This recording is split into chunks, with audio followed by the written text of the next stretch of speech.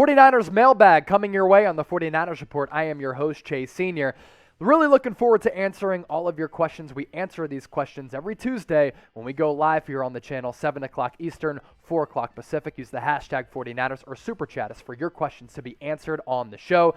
We're very big on audience interaction here on the channel. $2 Super Chat coming in from Carlton Addison. No trades, please play the rookies. So are you selling from here on out until the end of the regular season? Deommodore Lenoir should play more. Should we see what we have in Aaron Banks, the second-round pick out of Notre Dame? Look, if he's not playing right now ahead of Daniel Brunskill, what does that tell you about Aaron Banks? I mean, is he a bust already? Which is crazy to think about because Daniel Brunskill has been bad. And if Aaron Banks can't beat him out, that's pretty telling as far as his progress or lack thereof. Michael Norris, if Trey and Jimmy are hurt, should we dive into free agency? Free agency, quarterbacks out there right now, you're looking at the likes of a Cam Newton. Blake Bortles just worked out with the Seattle Seahawks following that Russell Wilson injury. These injuries come at a decent time for San Francisco because they're going into the bye week, so they have an extra week of rest. I think Garoppolo, coming off that calf contusion, he's going to be ready to play against the Colts. Trey Lance, because of that knee sprain, maybe not, but maybe even the week after. I don't know if the Niners are going to look at quarterbacks in the free agency market. 49er Media, who is your 49ers MVP so far going into the bye and worst player? 49ers MVP has to be Nick Bosa. Already has, 5-6 sacks on the season already. Coming off that torn ACL, he's been wreaking havoc coming off the edge. The biggest surprise has been Dee Ford. I wasn't expecting him to do much coming off those neck and back injuries. Those were very severe injuries, but he's been a pleasant surprise as well. Eric Armstead has played great.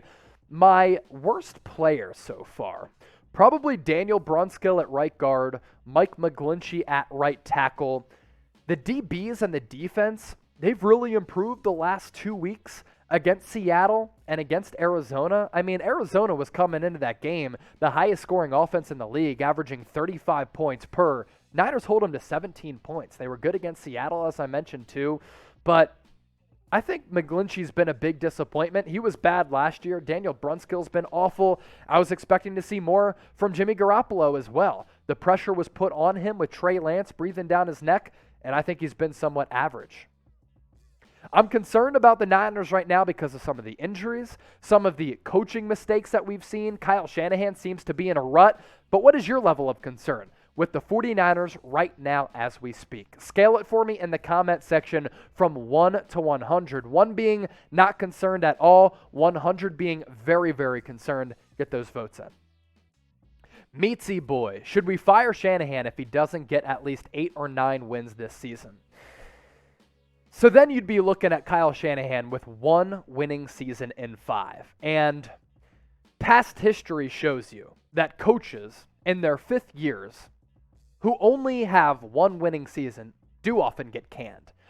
I just feel differently about Shanahan. Now, if he finishes this year with a below 500 record, he will be on the hot seat going into next year because Jed York and all owners across the NFL, all they care about is results. When they're running a business, they want wins. They want victories. They want to make money. They want to have success. And if that success isn't there for San Francisco, I think after next year, if Kyle Shanahan has yet another losing season, Jed York could be looking for another head coach and possibly another general manager. Thomas B., I saw nothing from Trey to suggest he'll be an effective passer in this league. Yeah, that's just a ridiculous statement because against Seattle in that second half, the start that Trey Lance got off to was bad. Once he settled in, he played pretty well. Now, you're not going to see this when you look at the game film, but when you look at the All-22, that bird's eye view against Seattle, I like Trey Lance's pocket movement, pocket mobility, and pocket awareness. I like the arm strength that he's displayed in a game and a half. I love the athleticism. I like the running ability. I don't know if Kyle Shanahan did a great job of putting him in a position to have success against the Arizona Cardinals. There were also a lot of drop passes. I think the receivers are adjusting to the difference in velocity from Jimmy G to Trey Lance. He has displayed some ability and potential to me, but it's way too early to tell, and it's way too early to suggest he won't be an effective passer in the NFL. 49ers for life. After Trey Lance's first start, what does he need to improve on?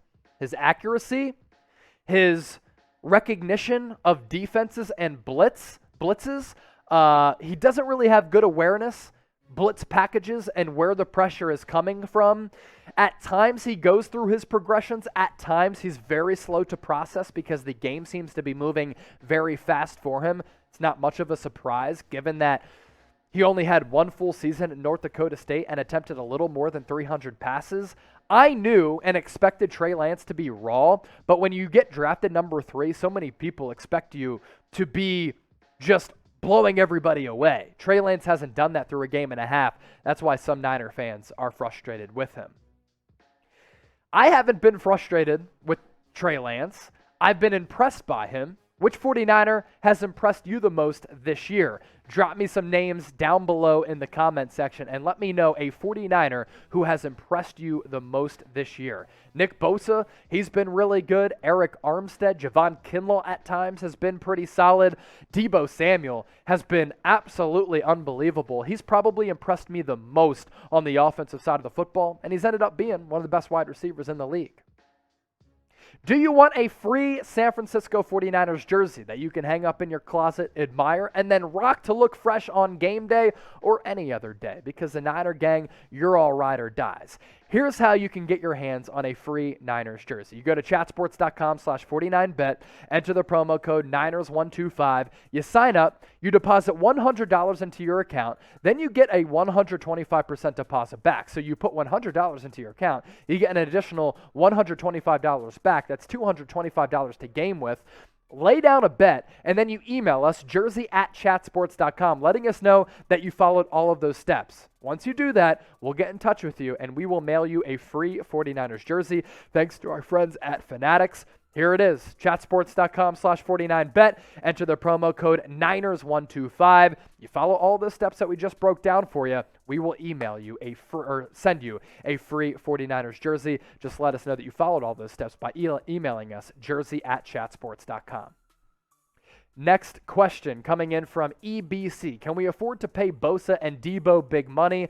We already gave huge bags to Trent, Warner, Kittle, and Juszczyk. Yeah, so Trent Williams, highest paid left tackle in the NFL. Fred Warner, second highest paid linebacker in the league. Kittle's one of the highest paid tight ends. Kyle Juszczyk, the highest paid fullback in the history of the league. So when you get rid of Jimmy Garoppolo, maybe this offseason, he has a base salary of around $25 to $27 million. So you free yourselves of that money, that opens up an opportunity to sign Nick Bosa to a long-term deal. They are going to extend Nick Bosa as long as he can stay healthy this year. He's been a dominant force. As long as he can continue to stay healthy, he's going to get the bag as well, EBC. Cross across. You said before the year that Nick Bosa would have double-digit sacks. What do you think about how he's played? He's played tremendous football this year. He has been so powerful. He has been really fast. And it's always funny when some players are like, this guy has entered training camp in the best shape of his life. He looks faster than he did prior to the injury. And that's what Trent Williams had said about Nick Bosa. Honestly, it has looked true with how dominant Nick Bosa has been. 5-6 sacks already, a handful of pressures. He's been one of the lone bright spots on this team this year. Another $5 super chat coming in from Smack Jones. This feels like Chip Kelly when we was mentally done with us. Kyle seems not engaged and stubborn. His defensive coordinator is out-coaching him. D'Amico Ryans, the last 2 weeks, has been a better coach than Kyle Shanahan. I agree with you on that. Chip Kelly in his lone season as the head coach of San Francisco was an epic disaster. Jim Tonsula was a disaster as well. Kyle Shanahan is not that, and he has so much more potential as an NFL head coach than a guy like Chip Kelly, a guy like Jim Tonsula. I just think that Kyle Shanahan right now is in a rut. Sometimes coaches struggle with play calling and game planning. I just think that Kyle Shanahan is struggling right now. John, how do we stay healthy? Change our training staff, have a turf practice field. So they've already changed the training staff. So you can't do that again. There has to be some level of stability and consistency and continuity there. Having a turf practice field would be one of the worst ideas you could ever come up with, because I actually looked into an article a couple weeks ago looking at sports science stuff. And so many ACL injuries and severe leg injuries have happened on turf fields. Grass fields have more give, less resistance. So I think going to a turf field wouldn't make sense at all. I love natural playing surfaces. Thomas B. with a $2 super chat. Good show, man. I get all my Niner news here. Thank you, brother. For all of you who haven't subscribed already, hit that subscribe button down below. Yes, what we do is unique. Yes, it's a little bit different, but it's fun, it's informative, it's educational, and we have you covered with everything that goes on with this football team. So smash that subscribe button down below. We're already north of 42,000 subscribers. Let's continue to grow the faithful family. $5 super chat from Hitman L. Do you think defensive players are mad at coach for all these fourth down calls when the defense did a damn good job against one of the best offenses? So you look at where those fourth down calls came against the Arizona Cardinals. They were all past midfield. So if you're going for it on your own 40, your own 35, you're not doing your defense any favors. And I didn't like some of the play calls in some of those situations on those fourth and short calls. I like the goal line call. I often like being aggressive on the opponent's side of the field. I don't think you're screwing over the defense all that much. I saw some beat boys talking about that on Twitter. I didn't make a huge deal of it. Chris Payne, do you think Xavien Howard can still be gotten in a trade? Also have to drink to that last $5 super chat.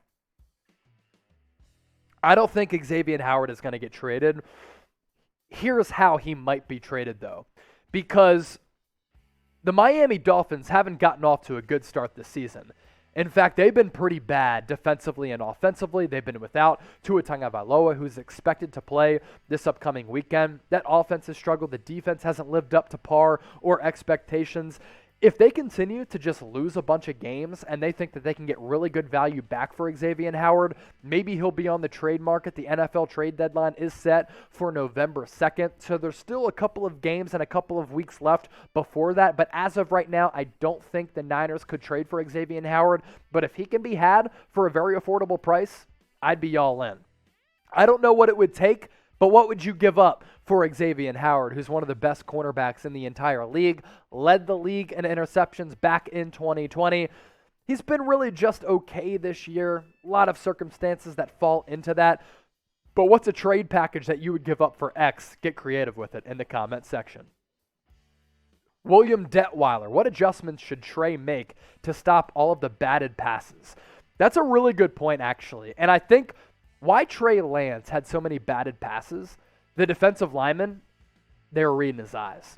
So they were able to forecast where he wanted to go with the football. And for a rookie quarterback who's reading his receivers and tied into those reads for a long amount of time, you drop back, right? And say you're looking for Deebo Samuel on the left side of the field, and you're waiting for him to get open. And all you're doing is looking at his route until he breaks, until he gets open where you can throw it. If your eyes are centered on Deebo the entire time, you know who sees that?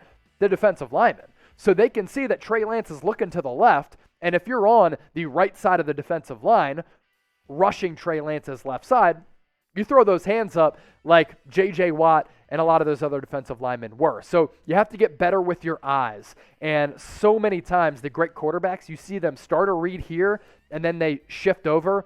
Trey Lance will be able to do that over time. Daniel Mendoza. Shanahan needs to stop running a quarterback when he has two healthy running backs. I was like flabbergasted at how many times Kyle Shanahan elected to run Trey Lance. A lot of them were design runs, and design runs in which Trey Lance had to take on two defensive linemen or a couple of defensive backs. And I think that's a big reason why he's gone down with that sprained knee. If you continue to do that throughout the course of a season, you know who's not going to last long? Your quarterback and the future of your franchise. So Shanahan's game plan, his calls, they really confused me. He ran Trey Lance into the dirt. I think Trey Sermon should have gotten more carries. He's shown enough to me to get more carries. E-Bell, why won't Kyle do more play action with Trey? He did some. Again, the play calling was just a little bit weird. And look, Kyle Shanahan probably called the game in a conservative fashion because he didn't want Trey Lance to commit a bunch of turnovers. But there's just so many different things that you can do with Trey Lance in a simplified way. RPOs, read options, jet sweeps, motions, trick plays, and then off of some of those run looks, you implement some play action. So I'm with you, E-Bell. You get that ground game going, it opens up play action. I don't think they did enough play action on Sunday. Last super chat coming in and last question coming in on this mailbag from Daniel. We should restructure Kittle's contract since he only plays half of a year. What do you think? Yeah, I mean, played half the year last year, and he's already going to miss at least 3 games this year. I don't know if you can just go to him and be like, hey, let's restructure this contract recently after signing him to it. I don't think that's realistic, and I don't think that's going to happen. Am I annoyed that George Kittle and some of these premier players continue to go down with injuries? There's no doubt about that, but it's not as simple as going up to Kittle and saying, hey, you missed half of last year. You missed some games this year. We need to restructure that contract. Now, you can find ways to kind of do some salary cap gymnastics and maybe push back some guaranteed money and mess with the base salary a little bit. Maybe the Niners decide to do that. Before I get out of here, hey, chime in, sound off. Will the 49ers make the playoffs this year? Type Y for yes, type N for no. Let me know in the comment section. And before we get out of here, I got to drink to that super chat.